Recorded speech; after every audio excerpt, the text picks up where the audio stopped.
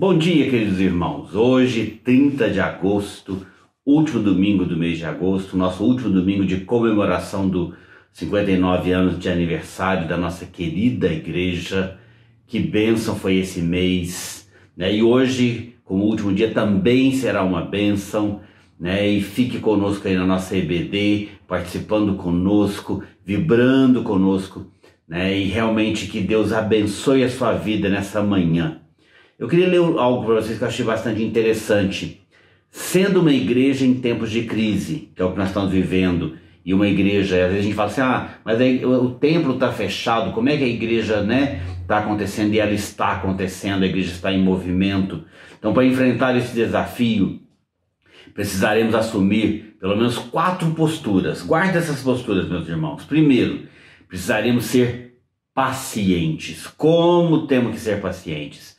Nós estamos aprendendo como é ser igreja numa situação como essa. E para aprender, precisaremos ser pacientes. A igreja está funcionando de uma forma diferente, né, de um tempo diferente. Então a paciência é fundamental. Precisaremos ser cada vez mais criativos. Somos uma comunidade e não estamos ligados uns aos outros apenas por vínculos temporais. Fomos unidos pelo sangue de Cristo. E isso faz com que a comunhão nos seja uma experiência necessária. Precisaremos descobrir, e estamos descobrindo, né, novas maneiras de cultivar a comunhão, apesar das restrições que nos foram impostas. Nesse ponto, graças a Deus, a tecnologia, né, e assim estamos hoje na nossa EBD. Essa é a nossa aliada e poderá encurtar muito os espaços entre nós nos próximos dias. Então, sempre manda uma mensagem, liga para alguém, conversa com alguém, isso é importante. Precisaremos ser disciplinados. Num tempo em que não conseguiremos nos reunir com tanta frequência, o culto individual e o culto doméstico tem que fazer parte da nossa rotina e com maior intensidade. Isso nos tornará ainda mais essenciais para que a chama da fé se mantenha viva em nosso coração. Então precisamos manter, é muito fácil nos esfriarmos, é muito fácil deixar de lado, não, fica firme. E precisaremos ser corajosos. Haverá muita gente para ser amada e servida nos próximos dias. Gente que precisa ser orientada, assistida, transportada, consolada. E tudo isso precisará ser realizado em um ambiente de risco, é o que nós estamos vivendo.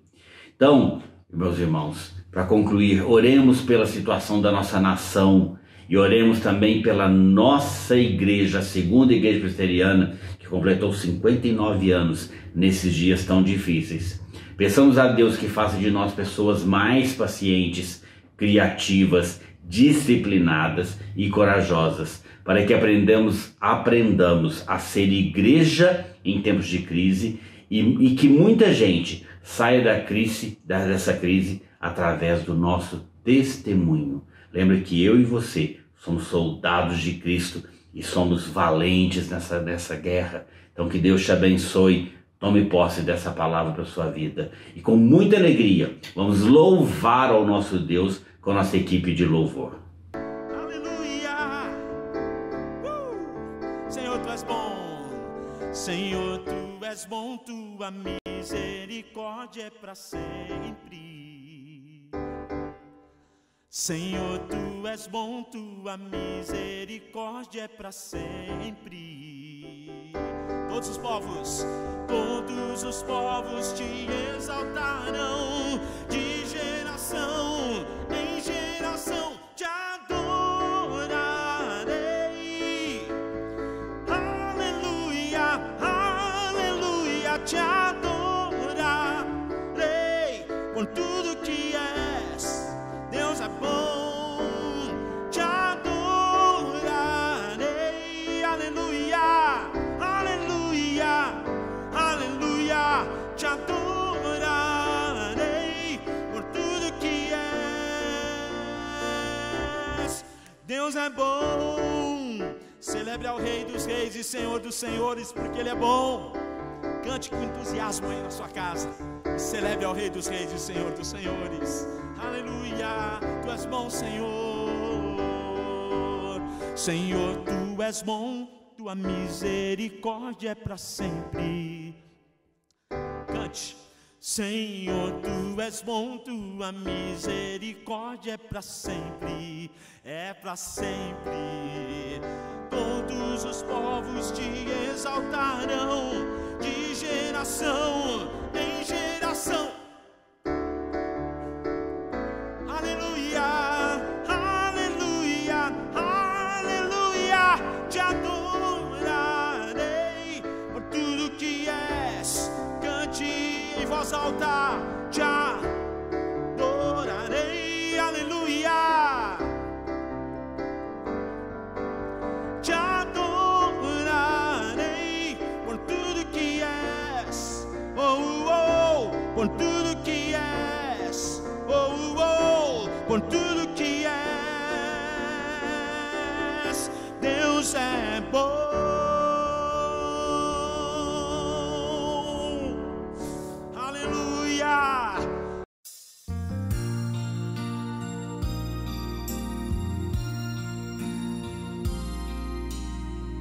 E quem pensou que o bebê na manjedoura seria então um presente do bom Deus? E quem pensou que o mundo mudaria? Eis o mistério do grandioso amor do Pai. E quem pensou que o Criador de tudo iria então o seu lar no céu deixar? E quem pensou que ele salvaria o mundo? Eis um mistério do grandioso amor do Pai. Grato sou por me amar, bem antes mesmo de nascer. Conselheiro forte, Deus, grande Rei da paz.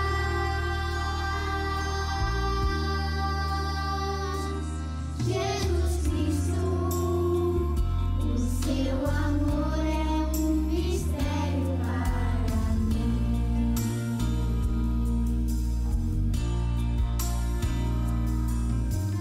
O Senhor, Ele é o forte Deus, o Pai da eternidade, o Rei da paz, o Pai da eternidade, o Rei da paz. Grato sou por me amar, bem antes mesmo de nascer. Conselheiro forte, Deus, grande Rei da paz.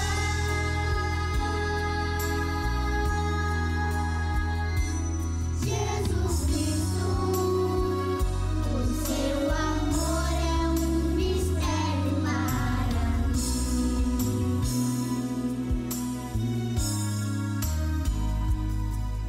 O grande amor do Pai é um mistério para mim.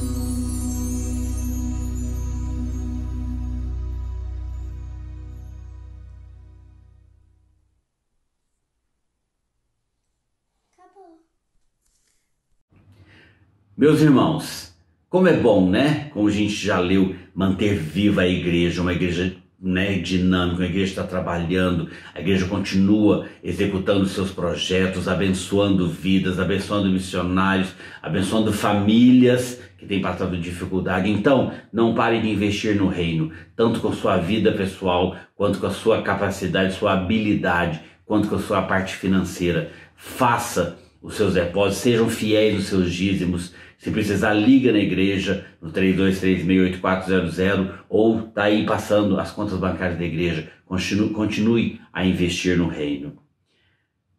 E vamos de novo com o nosso louvor adorar ao nosso Deus.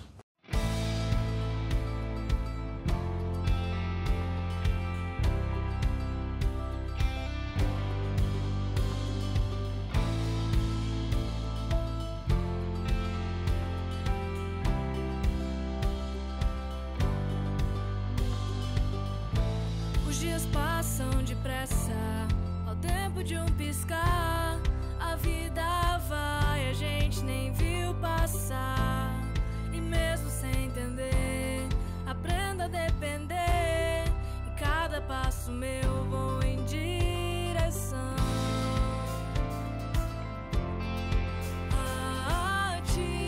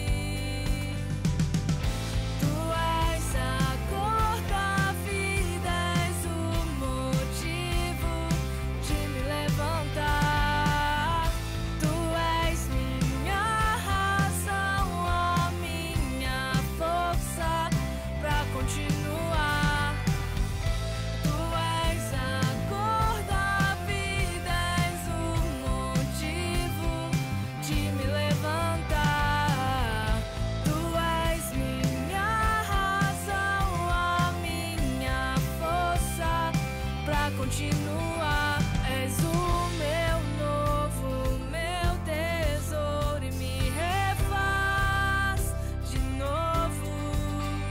És o meu novo, meu tesouro, meu amor. És o meu novo, meu tesouro e me refaz de novo. És o meu novo, meu tesouro e meu amor, meu Senhor, meu Senhor.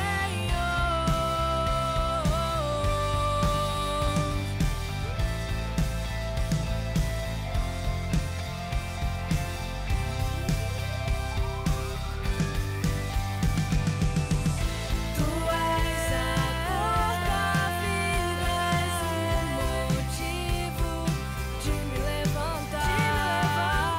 Tu és minha razão, a minha força pra continuar. Tu és a cor da vida, és o motivo de me levantar. Tu és minha razão, a minha força pra continuar. Vou continuar.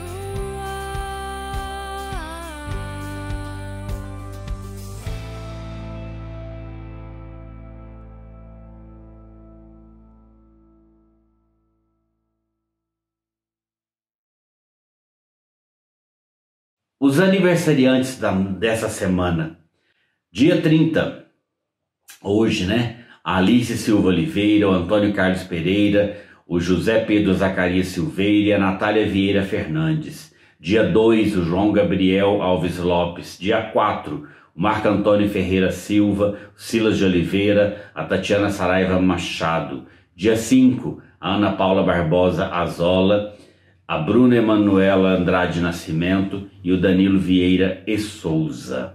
Meus irmãos, recebam o nosso abraço, o nosso carinho. Esses não chegaram até mim, mas se você também está completando mais um ano de vida essa semana, sinta-se aí abraçado, e a nossa oração é que Deus abençoe muito a vida de vocês nesse novo ano. Queremos também cumprimentar os nossos irmãos que completam mais um ano de casamento. Que Deus continue abençoando sua casa e o seu lar. Vamos orar. Pai amado, obrigado, Pai, porque o Senhor nos chama, o Senhor nos capacita, e o Senhor faz com que sejamos, ó Pai, soldados do Senhor, e queremos mesmo marchar em Teu nome, proclamar o Teu Evangelho e sermos abençoadores em Teu nome. Pai, queremos consagrar aqui a nossa vida totalmente a Ti. Queremos nos dispor totalmente nas Tuas mãos. Queremos consagrar a Ti, Pai, os dízimos, as ofertas que estão sendo investidos no reino para abençoar tantas vidas. Pai, continue falando aos nossos corações, tocando em nossas vidas. E Pai, de uma maneira especial agora, traz uma bênção especial aos aniversariantes da semana. Visita cada um de uma forma especial.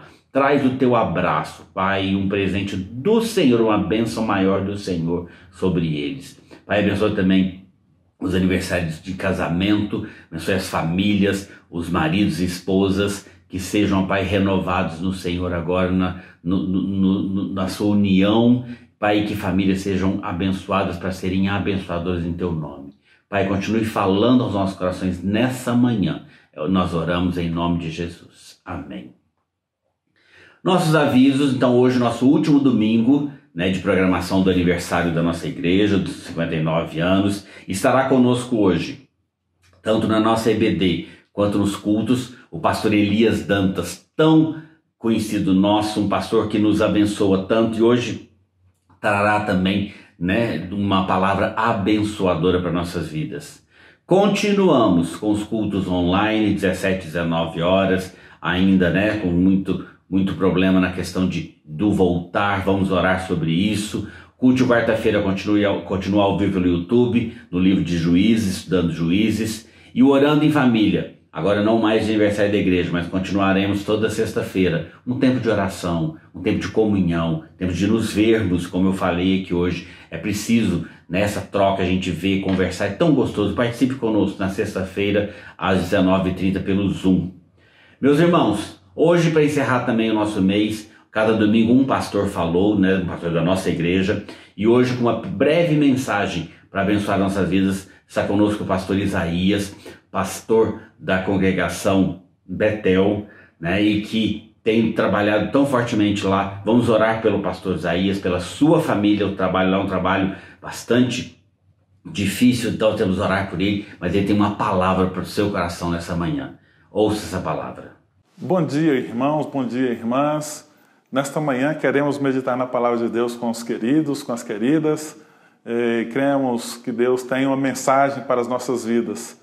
É com muita alegria, é um privilégio nós temos quando nós abrimos a palavra de Deus para meditação. Nós sabemos que temos vivido dias difíceis, dias em que nós podemos ver a humanidade, todos os povos, todas as nações com muito medo, com muitas frustrações, muitos planos que foram feitos, foram frustrados, projetos, pessoas projetaram 1 ano, 2 anos, até 5 anos de ideias para dias melhores, e de repente tudo acabou, tudo foi por água abaixo. E o medo tomou conta, tomou esse espaço. E nós, quando nós olhamos para a palavra de Deus, lá em Daniel capítulo 3, fala de um medo que a humanidade tinha naquela época. Era um medo, não era uma enfermidade, era o sistema de governo de Nabucodonosor.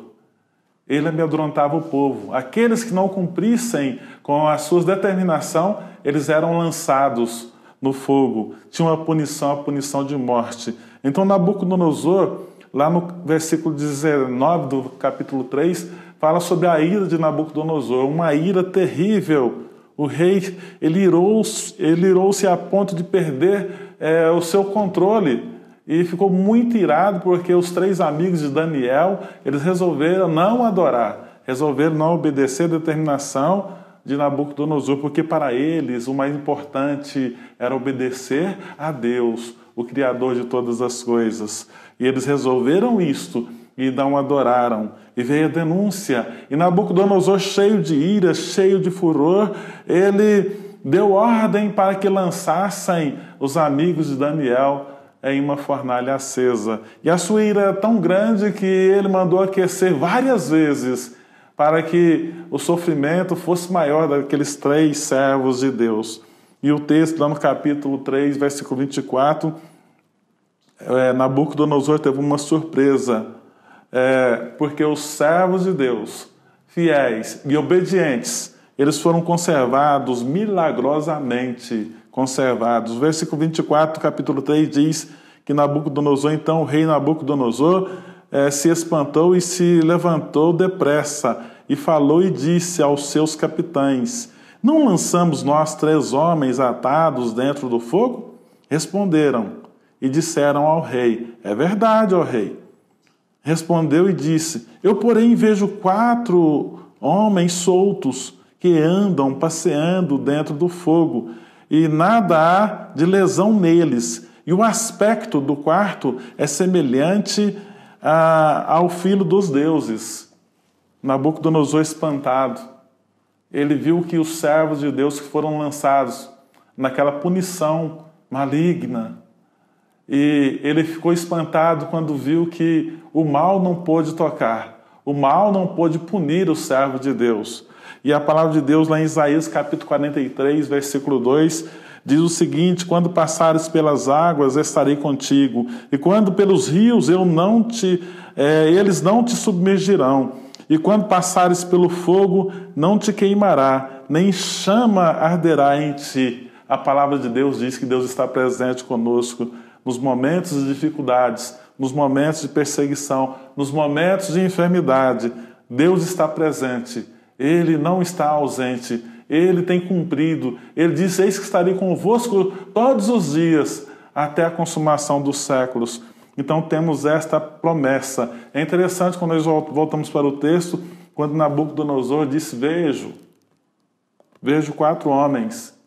Eu estou vendo 4 homens, e o aspecto do quarto é semelhante ao filho dos deuses. Aspecto, a diferença. O 4º homem é diferente. Diferente porque ele era diferente porque não tinha pecado. Ele não era como a raça humana que estava herdando de Adão a queda, as consequências da queda. Era perfeito. E todas as vezes que os homens, filhos e filhas de Deus, são lançados nas profundezas da maldade dos homens, eles desfrutam da mais gloriosa presença de Deus. Não estão só. Nós não estaremos só. Nós temos também a palavra de Deus, nós encontramos esta doce comunhão, ela nos garante essa doce comunhão quando nós estamos passando por dificuldades. Nós temos outros exemplos na palavra de Deus de pessoas que foram lançadas para fora por causa do seu testemunho, por motivo de servirem e seguirem a Deus. Nós temos o exemplo do cego de nascença, lá em João 9, capítulo 9, versículo 34 a 35, que por seguir e servir a Jesus, ele foi lançado fora. Nós temos também Paulo e Silas, que foram lançados na prisão, porque eles expulsaram um demônio que estava em uma jovem, que estava dando lucros para alguns homens, e por isto eles foram lançados no cárcere, eles foram espancados. E também temos o exemplo de João na ilha de Patmos, que foi preso por causa da palavra de Deus. E esses 3 tiveram a presença de Deus. Da mesma maneira que Jesus esteve presente com aquele cego, da mesma maneira que ele esteve presente com Paulo e Silas, da mesma maneira que ele esteve presente na ilha de Patmos com João, ele está presente com você. Ele está presente em sua vida. Ele não te abandonou. Os 3 hebreus não foram salvos da fornalha de fogo. Eles foram salvos na fornalha de fogo. E quero que você entenda algo interessante. Você que está aí na sua casa, já há meses em sua casa, você não está sendo punido. Você está sendo protegido para que você tenha a sua saúde, uma qualidade melhor da sua saúde. E saiba que o mesmo que esteve com os 3 amigos de Daniel na fornalha de fogo, ele está aí com você. Ele está presente com você. Ele está presente com você que está na enfermaria do hospital. Ele está presente com você que está na UTI. E Ele tem algo melhor para você. Eu quero que Deus te abençoe ricamente. E que você entenda esta bênção. Esteja com o seu ânimo fortalecido. Esteja exercitando a sua fé. Ele salva. Ele está presente. E quero encerrar com o texto de Isaías. Quando passares pelas águas, estarei contigo. E quando pelos rios, eles não te submergirão. E quando passares pelo fogo, não te queimarás. E nem em chamas arderás em ti. Que Deus te abençoe ricamente. E que você esteja cada vez mais forte, sabendo que Deus está presente. Ele não te abandonou. Ele não nos abandonou. Que Deus te abençoe. Tenha um bom dia. Meus irmãos, vamos agora multiplicar em salas. Que bênção, nossas salas funcionando. Hoje, adolescentes, jovens, sala de famílias e adultos continuam aqui, nesse mesmo link, para a gente ouvir o pastor Elias Dantas, trazendo a palavra de Deus para o nosso coração. Ministério Infantil, continua o trabalho do Ministério Infantil da sua equipe. Show, muito legal, a fórmula secreta. Criançada, entra lá. Sugiro aos pais que fiquem na palavra aqui do pastor Elias Dantas e depois, quando encerrar, entra com a sua criança, veja lá o trabalho, tem sido benção. Meus irmãos, então agora fique com a palavra do pastor Elias Dantas, abençoando a sua vida. Queridos irmãos e irmãs da Segunda Igreja, que prazer falar com vocês uma vez mais. Esse final de mês de agosto, uma alegria, um privilégio para mim. E o tema desta manhã é a igreja que não morre jamais. Porque Jesus criou um movimento e nos estabeleceu nas bases corretas desse movimento, tendo ele mesmo como pedra angular. E que se essas bases forem seguidas, a igreja jamais haverá de perecer. Mas existem algumas igrejas locais, um bom número delas ao redor do mundo, onde a realidade não é esta, estão a fechar as portas. Neste domingo, nós vamos pensar positivamente na expansão da igreja, como a igreja pode ir adiante, como ela pode continuar vitoriosa, como a segunda igreja pode crescer mais ainda, pode alcançar milhares de pessoas na cidade de Uberlândia e na região em Minas Gerais e do Triângulo Mineiro. O texto desta ocasião é Mateus capítulo 9, versículos 35 até o capítulo 10, versículo 1. É um texto importante porque é um momento no qual Jesus ensina aqueles que haveriam de ser líderes da igreja, que estava para começar, sobre o processo de garantir a vitalidade da igreja. E nesta manhã, nós trataremos então de 2 aspectos desse ensino de Jesus. Primeiro, o modus operandi que Jesus ensina à sua igreja. Em outras palavras, o que a igreja deve fazer.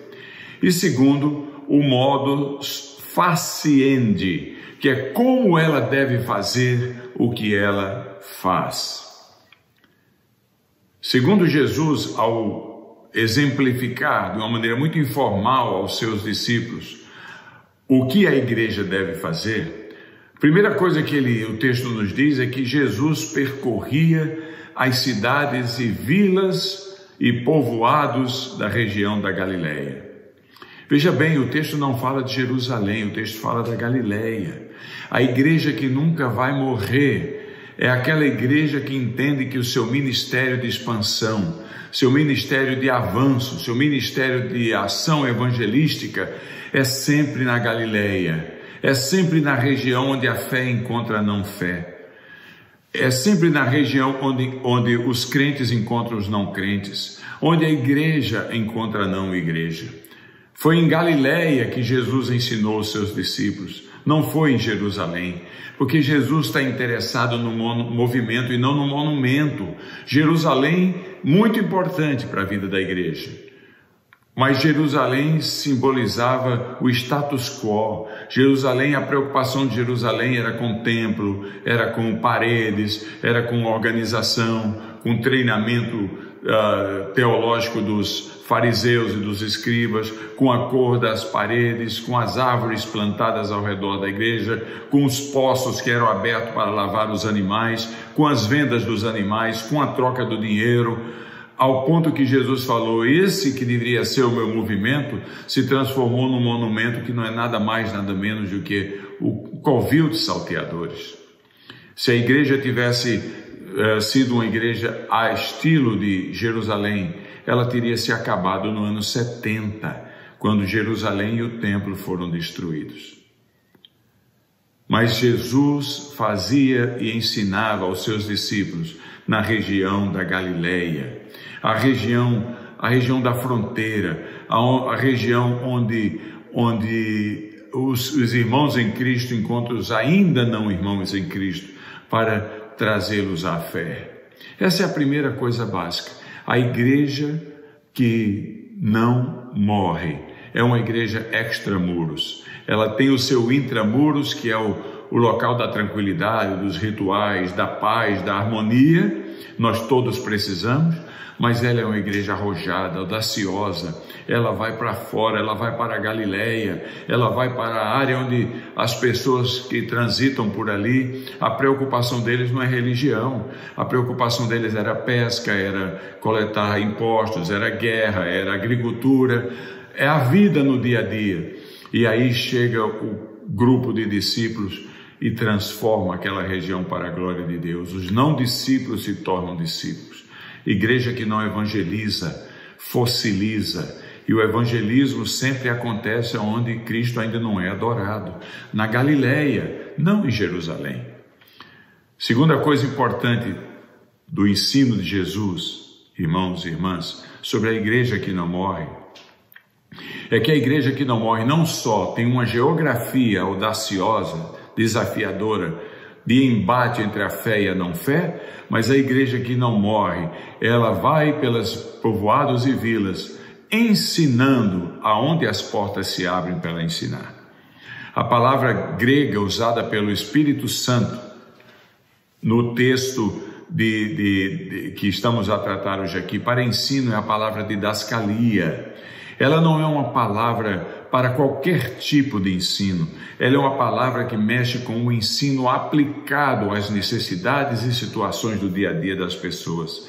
É a doutrina cristã aplicada ao estilo de vida das pessoas para que se torne um estilo de vida cristão. É um ensino transformador. Ensino cristão que promova o porquê e que promova o para quê da vida cristã e não somente o como da produção cristã. Nós estamos interessados em ver uma igreja crescente, mas nós estamos mais interessados ainda em ver não só uma igreja crescente, mas ver uma igreja com as pessoas transformadas pela palavra de Deus. A fórmula cristã é sempre aquela que diz que o saber e o fazer são sempre autenticados pelo ser.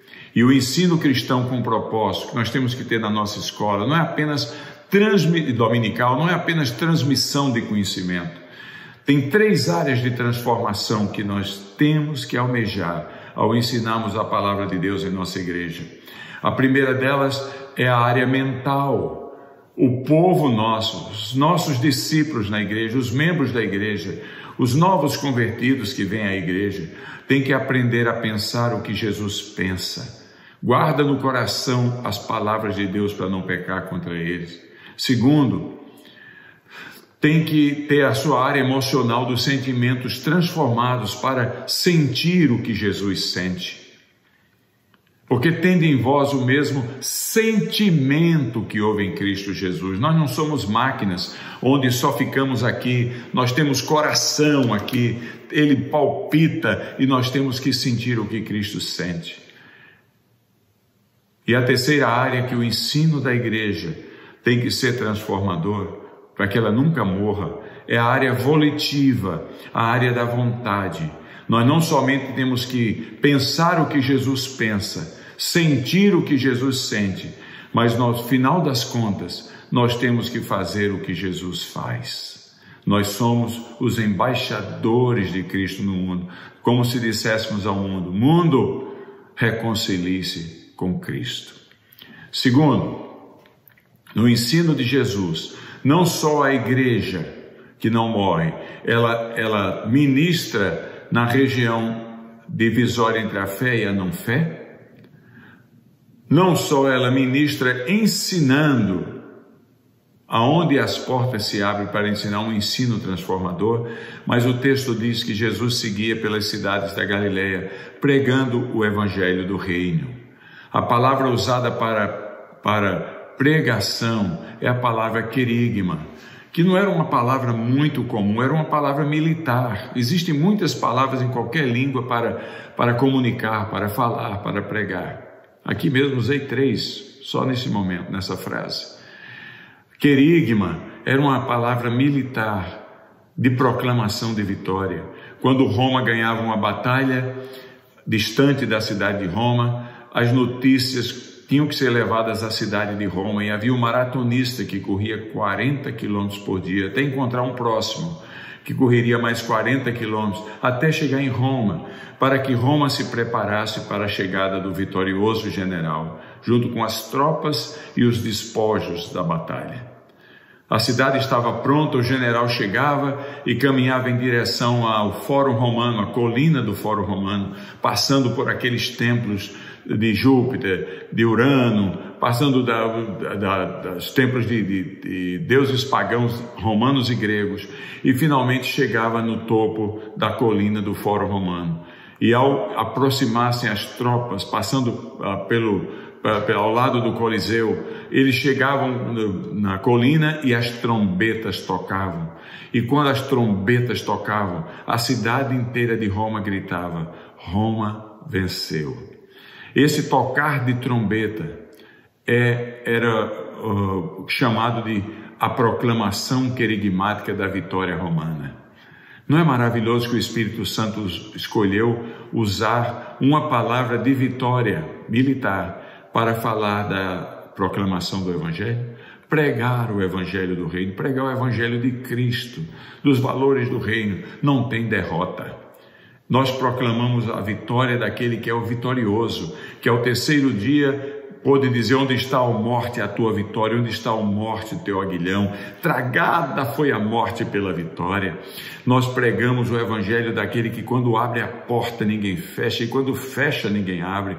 Nós seguimos o capitão vitorioso, o rei dos reis, o senhor dos senhores, o leão de Judá, a raiz da tribo de Davi, o conselheiro, Deus forte, o Pai da eternidade, meu Salvador, seu Salvador.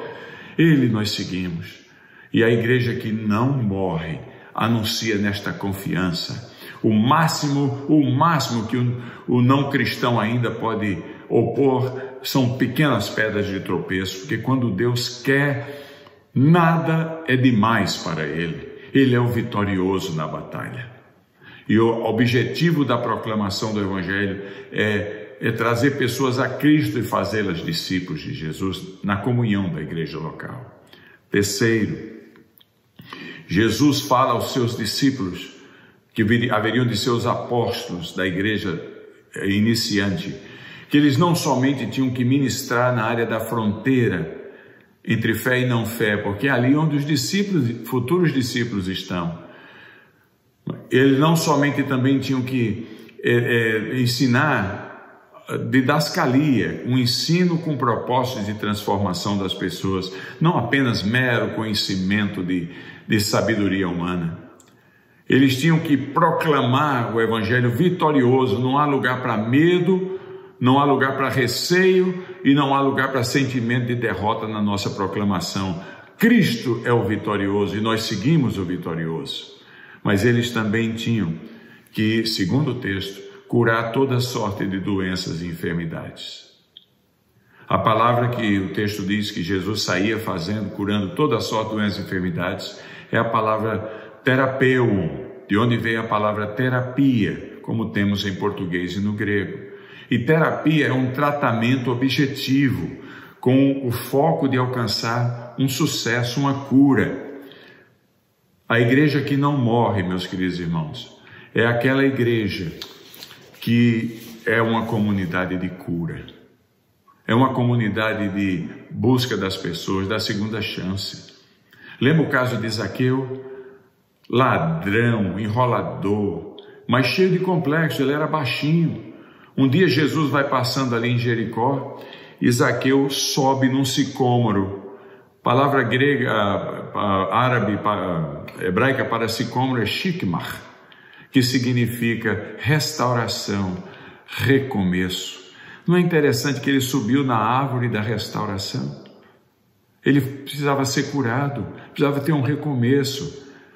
Shikmar, ou sicômoro, é a árvore da segunda chance. A ação curadora da igreja pressupõe um Deus desejoso de curar, um enfermo que precise de cura e uma comunidade desejosa de caminhar com Jesus para prover restauração na vida das pessoas. Que tipo de cura a igreja ministra em nome de Jesus? Há duas palavras gregas aí, doenças e enfermidades. É surpreendente que elas não são a mesma coisa, são palavras diferentes. Para doenças, a palavra é noson, que significa doenças físicas. A igreja, no poder de Cristo, prega o Evangelho, ora pela cura dos enfermos. E Deus, que sabe todas as coisas e é bondoso, e quer que o mundo seja restaurado, responde em ocasiões diversas, curando pessoas. Eu mesmo sou uma prova disto. Quando fui levantado da minha paralisia infantil, joguei fora as muletas e estou andando. Estou andando até o dia de hoje. A igreja tem que demonstrar o poder de Deus na cura física das pessoas. Nós temos que crer. Temos que crer que Deus usa os médicos, Deus usa os remédios, mas além deles, Deus é Deus. Ele age quando e Ele quer agir. A outra palavra é malaquia, que já não trata de cura física. Malaquia é interessante porque trata de doenças não físicas. E Deus usa a comunidade, a igreja que não morre, a segunda igreja presbiteriana de Uberlândia. Deus age para trazer curas não físicas às vidas das pessoas. Por exemplo, a cura da ganância destruidora. Diz o texto em Atos 2, por exemplo, que todos que estavam juntos, todos que se converteram estavam juntos e distribuíam os seus bens. Ao invés de só pensar em ganhar os bens dos outros, ajudavam uns aos outros. A ganância destruidora sucumbe na igreja que não morre, porque a gente pensa no bem do outro, não só no nosso. A cura do isolamento, da doença do isolamento e da falta de pertencimento. O texto em Atos 2 diz que a igreja estava junta e tinha tudo em comum. Estava junta. As pessoas não eram deixadas de fora. Elas, se Deus mandou, são bem-vindas. E a cura dos pecados escravizantes. Há pecados que nos escravizam. Há pecados que são erros ocasionais, mas há alguns que começam a dominar a nossa mente e cauterizam a nossa mente. É pela exortação da comunidade, pela disciplina cristã, que os joelhos trôpegos são restaurados e firmados. O Malaquia tem a ver com esse tipo de cura. E a igreja que não morre tem este processo sério de cuidar da vida das pessoas, fisicamente, emocionalmente, com um conceito de pertencimento, de estar juntos, de ser família e fortalecer os joelhos daqueles que estão prestes a cair através da disciplina, da exortação. O pecado é vencido pelo amor e a seriedade na aplicação da disciplina. Esse é o modus operandi da igreja. Agora, e qual é o modus faciente?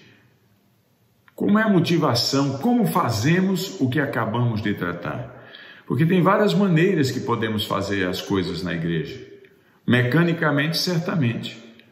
Basta ter dinheiro, recursos, aparelhagem de som, bons instrumentais, mas não é assim que Jesus quer que a igreja caminhe. E a igreja que não morre não pode caminhar apenas na mecânica. Mecânica existe, mas não pode caminhar apenas nela. Segundo o Senhor Jesus, ele estava a ensinar os seus discípulos, e o texto diz que ele viu uma multidão de pessoas e se compadeceu delas. No texto de Mateus 9:35 a 10:1. Tudo o que fazemos na vida, irmãos e irmãs da segunda igreja, se não formos vigilantes, pode tornar-se em algo mecânico, automático e frio. Infelizmente, esta é a realidade substancial de uma porção grande de igrejas que temos visto, visitado e estudado. Às vezes o sistema até produz, funciona, novas adesões são constantes. A máquina pode trabalhar a pleno gás, os programas atraem algumas pessoas, relatórios podem ser apresentados semanalmente, mensalmente, anualmente aos presbitérios e à Assembleia da Igreja.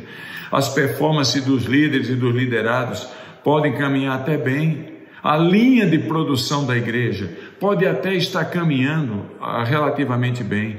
Tudo parece estar indo bem, os resultados confirmam esta impressão. É claro que a produção é importante. Nada há de errado em produzir frutos, muito pelo contrário. Nós fomos chamados por Deus para dar frutos, na esperança de que o nosso fruto permaneça e se torne na semente de mais frutos. A preocupação que temos não é com ter fruto ou não ter fruto. Temos preocupação com não ter fruto, não é com ter fruto em si. A preocupação que temos é com o que pode estar em falta em muitas das igrejas e que pode eventualmente gerar a sua morte. O que pode estar faltando, às vezes, nem é a programática da igreja. O que pode estar faltando é o óleo da presença e da unção divina, que a nível pessoal se manifesta em uma profunda compaixão pelo possível novo discípulo. No texto que mencionamos para esta manhã, lemos que o Senhor Jesus, vendo as multidões, compadeceu-se delas porque estavam aflitas e exaustas, como ovelhas que não têm pastor. A palavra grega usada por Mateus para compaixão é esplaginester, de esplagna, que na verdade referia-se às partes interiores do corpo humano, especialmente as mais nobres, o coração, os pulmões, o fígado, os rins. Com o passar dos anos, a palavra, o significado dela veio a significar mais o centro das afeições. E nos dias de Cristo, no grego koiné, grego falado nas ruas, a palavra indicava a dor gerada por uma cólica intestinal, uma pedra renal, uma pontada aguda de um infarto no coração. Quando esta dor vem, não dá para ficar parado, morto, inerte, como se nada estivesse a acontecer. A esplagna, a compaixão, exige uma ação da sua parte e da minha parte. Algo tem que ser feito. Irmãos e irmãs, é simplesmente impossível ficar passivo e inativo diante da dor. Esta palavra é muito comum no Novo Testamento e indica algo se movendo como uma dinamite poderosa dentro da pessoa e através da pessoa alcançando os outros. A verdadeira compaixão, que é o que nos motiva a fazer o que a gente precisa fazer, produz ações compassivas. Lembra de Jesus em Mateus 15:32? Quando ele chama os seus discípulos, ele lhes diz: tenho compaixão desta gente, porque há 3 dias que permanecem comigo e não tenho o que comer, e eu não quero mandá-las embora em jejum para que morram pelo caminho. Nós, em nossas igrejas, podemos copiar tudo o que Jesus fez, dizer tudo o que ele disse e tentar fazer as coisas que ele realizou. Contudo, se nós não tivermos esse tipo de compaixão, uma compaixão que alimenta as pessoas, que cuida das pessoas, haverá um profundo abismo que nos afastará e separará do exemplo do Senhor. A compaixão existente no íntimo de Jesus levou o povo a comer da compaixão prática dele. E em Marcos capítulo 1, verso 40 a 42, o texto diz que Jesus aproximou-se de um leproso, ou um leproso aproximou-se de Jesus e, rogando-lhe de joelho, disse: se quiseres, podes purificar-me. E Jesus, profundamente compadecido, estendeu a mão, tocou-o e disse-lhe: quero, fica limpo. No mesmo instante lhe desapareceu a lepra e ele ficou limpo. Quando Jesus viu o enfermo, o leproso, algo moveu-se dentro dele. um sentimento de compaixão brotou dentro dele, e foi sua compaixão que o leproso experimentou o milagre. Tudo começou dentro de Cristo e dali propagou-se para abençoar os que precisavam de sua ajuda.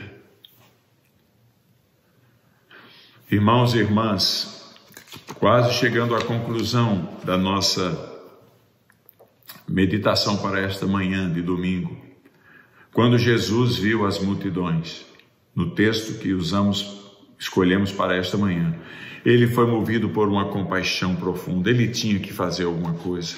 As ovelhas estavam exaustas e aflitas sem pastor.